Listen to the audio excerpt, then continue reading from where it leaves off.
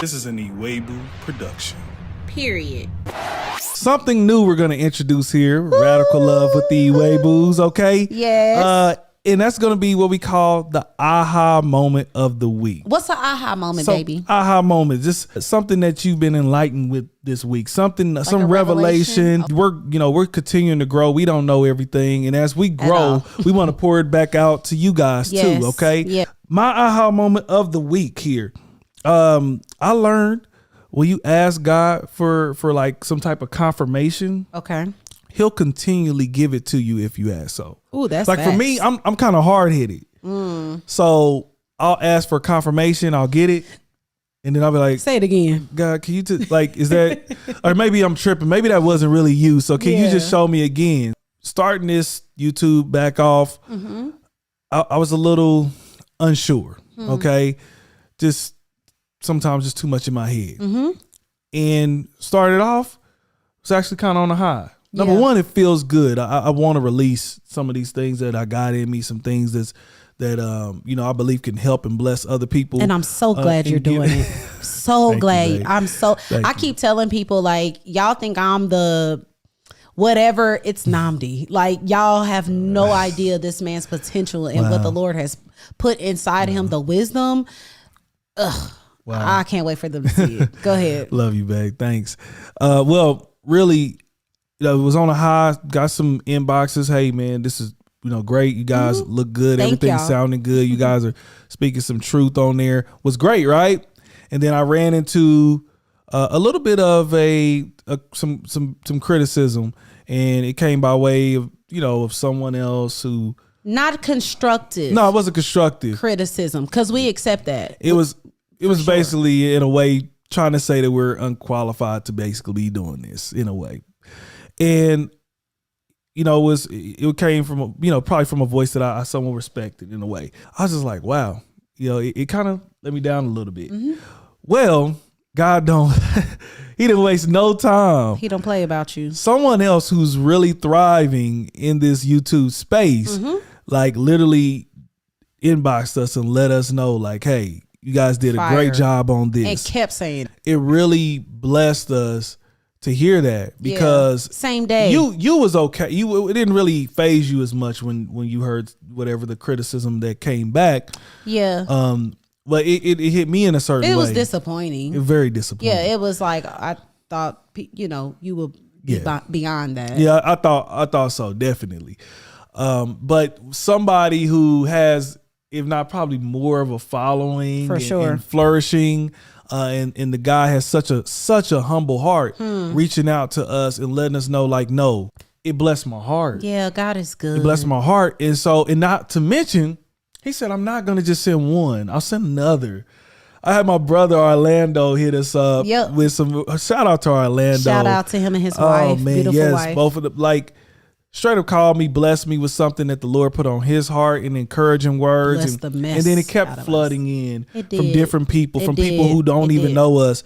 Such a blessing. And so he'll continually, that's what he showed me, babe. He'll continually answer a prayer. I remember Mike Todd doing a series last year talking about it was their what was their theme of the year for transformation, and I remember him talking about like this anchor, and he had prayed about it, and everywhere he went, like God would continually show him this anchor, like literally he's seen it in the bottom of a glass that they were drinking at like IHOP or something, right? Wow.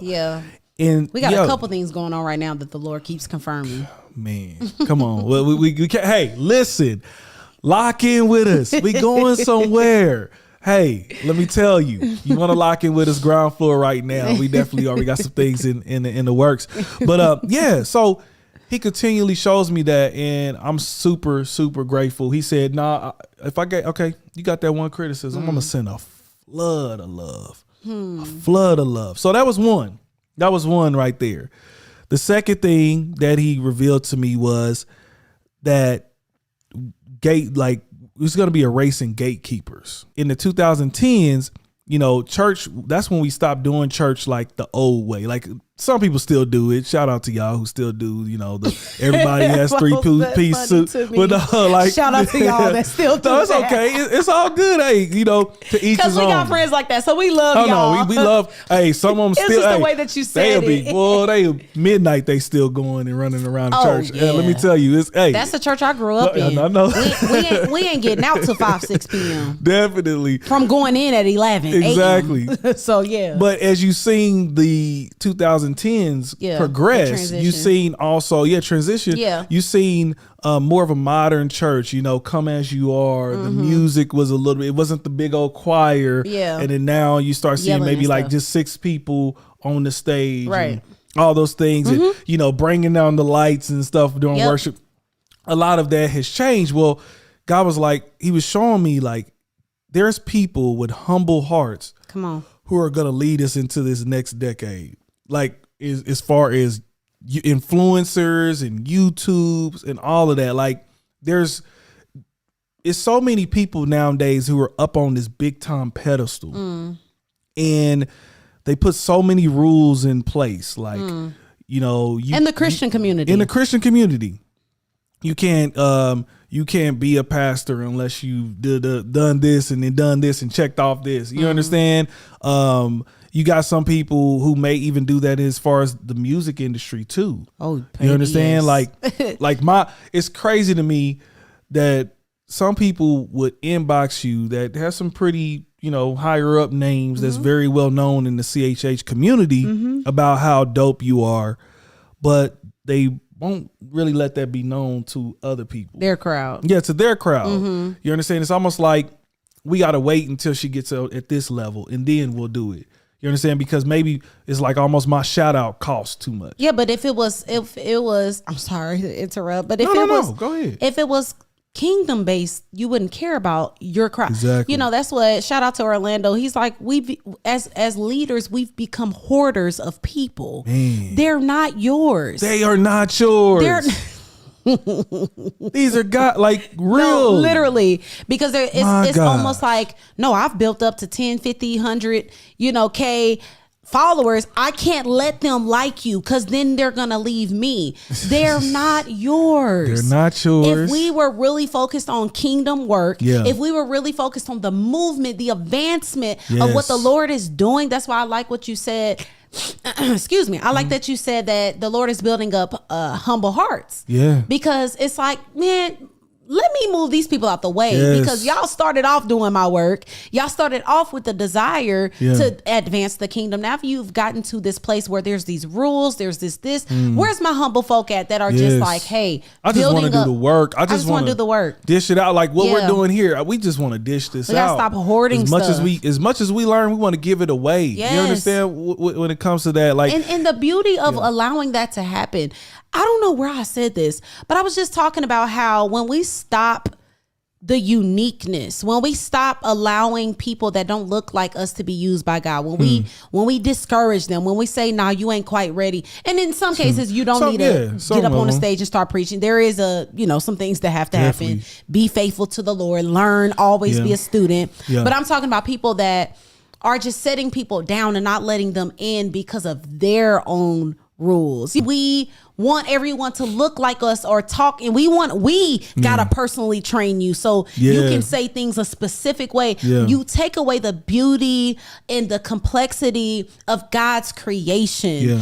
Everybody ain't married to one person, one woman, had all that. They need to see a man with a few little ladies in there and some kids mixed in and a blended family. They need to see a testimony of someone on drugs and came back and found the Lord. They need to see a woman that was out here bad and redeemed herself. They need to see the gay man, the gay woman give their life to God, because when we put these rules on that you got to reach this place, you can't do this, you can't have this background, we take away the uniqueness, the beauty, and the complexity of God's creation. Therefore, in turn, we are not saving as many people as we possibly can. We should always think with the mindset. I got this from Ruslan. I remember him saying there's Jesus and then there's everyone else. Period. Like, there's no like JV Christians, as he said. The varsity Christians. Yeah, varsity Christians. Like because I know the Greek, the Hebrew. I know I can break it all down. But your heart some of these bad. people, your heart bad. Are you not even applying it? Are you sleeping around with everybody? Like, this be some of the most arrogant, prideful. People get on there can go all day, but the heart is all wrong. And I believe that the Lord is saying, nah, enough of that. Like, what are y'all doing? Like, oh, you thought this was your show? Oh, you thought that was your people? Oh my God! Oh, you thought this was your church? Oh no! I'll raise up another one. Period. I'll raise up another one. That's less qualified. Come on, y'all better stop looking at these people like, oh no. Because them are the very ones. And the crazy thing, the mind-blowing thing is we talk about the Pauls and the Davids and this, but as soon as we actually see them, we're like, nah, you did too much. God raised them up. The man that was killing the Christians. I was like, and he went harder than anybody. This dude had the husband killed, and he sure did. Still like love him like that. So he it's he must heart. Still love him. He it's must still love me, and he love you too. Yeah. And he has something for you to do, and don't let nobody step in the way of that. No matter their standards, it's only God's standard that matter, okay? Follow the word, not people. Let me tell you, people will fail you every time. His word, it will not. So always keep that true to your heart. That was my aha moment. We want to give that to you. We want to share with you every week something that we learning and that we're growing in. We want to know from you, what was your aha moment? Did something that you have been thinking about, something you've been praying about, did God reveal something to you? Drop that below. We want to know from you. Hey man, thank you so much for making it to the end of this video. If you could do us a huge favor, please hit that like button and please subscribe. Yes, and do not forget to hit that notification bell. Yes. We need y'all to be notified every single time we go live and when we drop a video. And follow us on all social media platforms at The Ewables. And we will see y'all next time on Radical Love with The Ewables. We'll see you.